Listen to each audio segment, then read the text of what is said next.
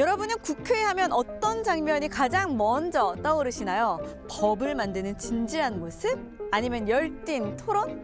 국회는 이렇게 매일매일 다양한 일들이 펼쳐지지만 우리가 볼 수 있는 건 사실 일부분입니다. 그렇기 때문에 우리가 몰랐던 이야기, 국회 톡파보기가 있는 거 아닐까요?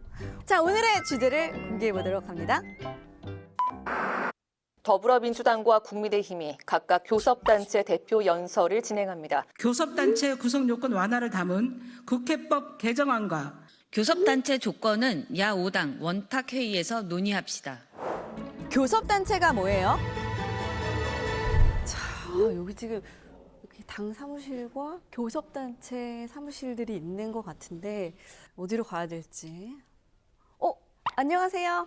잠시만 안녕하세요. 말씀 좀 여쭐게요. 네. 아니 제가 오늘 교섭단체, 비교섭단체에 대해서 파헤쳐봐야 되는데 어디로 가면 될지 지금 막 헤매고 있었거든요. 그건 국회 미래연구원 네. 현석 박사님을 잠깐만, 박형석이신가요? 아니면 박현석이신가요?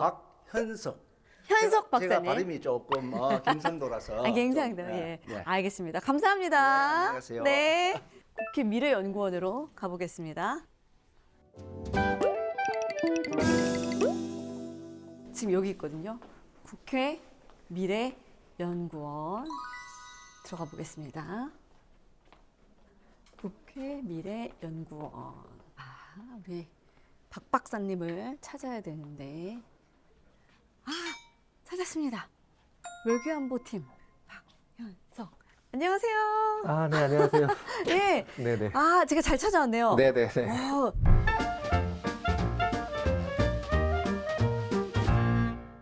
교섭단체, 과연 그것이 무엇이냐? 저도 이제 KBS 아나운서로서 뉴스를 한 게 10년이 넘었었는데 항상 뉴스에 보면 뭐 교섭단체 대표 연설 네. 뭐 이렇게 해요. 네. 그 용어의 정확한 의미를 모르고. 교섭단체라는 건 말 그대로 네. 교섭하는 단체인데 국회 안에 있잖아요. 네. 그러니까 기본적으로 국회의원의 단체를 뜻하고요. 뭐 정당도 서로 다르고 그렇죠. 다양한 이제 세력들이 같이 있기 때문에 협의를 해서 정해야 할 일들이 굉장히 많아요. 그래서 의사결정을 좀 더 효율적으로 하자는 차원에서 교섭단체라는 것을 규정하고 네. 국회를 어떻게 운영할 것인가를 협의하는 그런 목적으로 이제 만들어진 것이죠. 교섭단체가 하는 일은 뭔가요? 사소 일정부터 시작해서 다양한 중요한 일들, 어떤 법안부터 다룰 것이냐, 네. 이런 것들은 다 교섭단체 간의 협의를 통해서 결정하는 거거든요.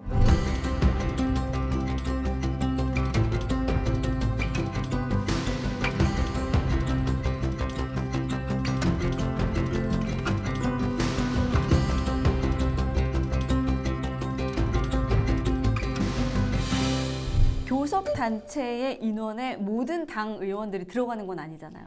어떤 정당에 소속된 의원이 20명 이상이면 자동으로 교섭단체가 되고요. 된다. 법적으로 어디 딱 문구가 있는 거예요? 나와 있어요? 교섭단체는 20명으로 구성하게 되어 있습니다, 국회법에.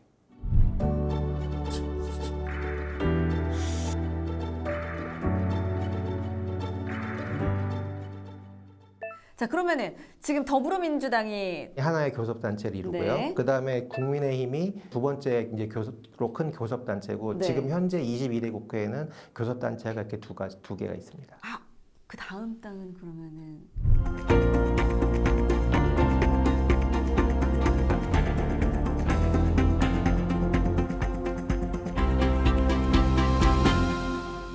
비교섭단체는 무조건 교섭단체를 따라갈 수밖에 없는 건가요? 뭐 일정 같은 건 정해지면 당연히 따라야 되고요. 교섭단체끼리 정하는 네. 과정에 비교섭단체는 참여할 수가 없는 거죠. 네.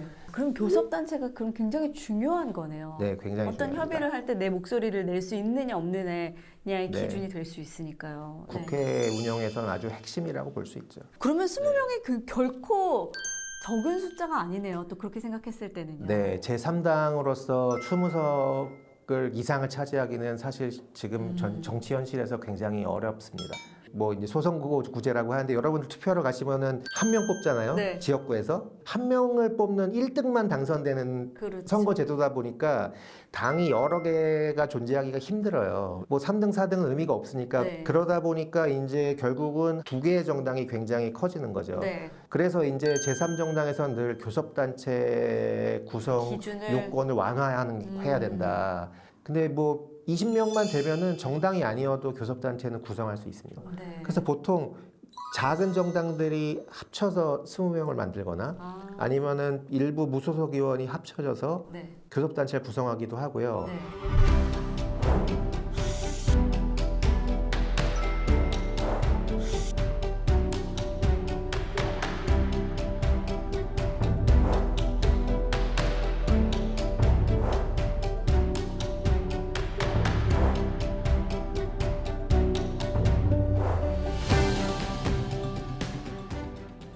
뭐가 좋은 거예요? 교섭단체가 되면? 일단은 정당에 배분되는 국고 보조금이 있어요. 그 보조금의 절반은 교섭단체가 크기와 관계없이 그냥 숫자대로 나눠서 배분받게 되거든요. 그러니까 교섭단체가 3개다. 그러면은 50%는 3분의 1씩 가져가는 거예요. 그 다음에 나머지를 의석 배분대로 다시 나누고. 돈을 많이 받는군요. 네, 자원이 생기고 그 다음에 또 정책연구위원이라는 이제 일 둘 수 있는데 국가 예산에서 보조가 되는 공무원입니다. 그러면은 내가 나의 목소리를 좀 대변해주기 위해서 이 의원을 찍었는데 의원은 됐으나 교섭단체로서의 기준을 충족하지 못해서 내 목소리를 내는데 한계가 있어. 그러면 약간 좀 실망스럽지 않나요? 이게 좀 어려운 문제인데요. 네. 효율성이 더 중요하냐, 아니면은 이제 뭐 내용상의 다양성과 그런 원칙이 더 중요하냐. 네, 네. 근데 지금 20명으로 정한 것은 그 좀 효율성 측면을 좀 더 강조하기 위한 네. 측면이라고 보고요. 그리고 이제 교섭단체가 안 되더라도 또 하고자 했던 의제들이 있기 때문에 네. 그 의정활동 뭐 법안도 제안하고요. 중요한 법들도 또 통과되거든요. 그래서 보이지 않는 곳에서 굉장히 또 열심히 의정활동을 하고 있습니다. 출연자가 묻고 진행자가 답한다. 거꾸로 퀴즈 가보겠습니다. 만약에 의원 한 명이 탈당을 해서 빠지면은 네. 그 교섭단체는 지위를 상실할까요? 오! 정답입니다. 아니 20명이라고 딱 기준했기 때문에 네. 탈당하면 끝이죠 뭐. 소속 정당이 바뀌거나 탈당하게 되면 그걸 바로 국회에 보고하게 돼 있고요. 그러면은 교섭단체 지위를 상실하게 됩니다. 자 그럼 두 번째 문제 주시죠. 비교섭단체 소속 의원이 네. 상임위원장을 맡을 수 있을까요? 없을까요? X. 아닙니다. 뭐야? 교섭단체 지위도 없는데 그러니까 다시 상임위원장이 될 수 있다고요? 정확히 얘기하자면 네. 못 되는 건 아닙니다. 될 리가 없다. 네, 그 예, 못 되는 건 아니지만 될 리가 없다. 저는 그런 의미였어요. 그러니까 뭐 상임위원장은 네. 이제 국회 본회의에서 결정하게 되어 있는데요. 네. 상임위원장의 자격이 교섭단체 소속이어야 된다고 규정되어 있지는 않지만 본회의에서 결정된다는 것은 다수의 의원들의 인준을 받아야 되는 거니까요. 네. 안 된다는 규정은 없습니다. 알겠습니다. 저는 너무 앞서갔네요. 요즘 좀 제가 정답 맞히는 정답률이 좀 저조해서 다 이해했다고 생각했는데 네. 조금만 꼬면 심화 문제가 이렇게 어렵네요. 예. 그래도 제대로 배웠습니다. 오늘 귀한 시간 내주셔서 너무 감사드려요. 네, 감사합니다. 네.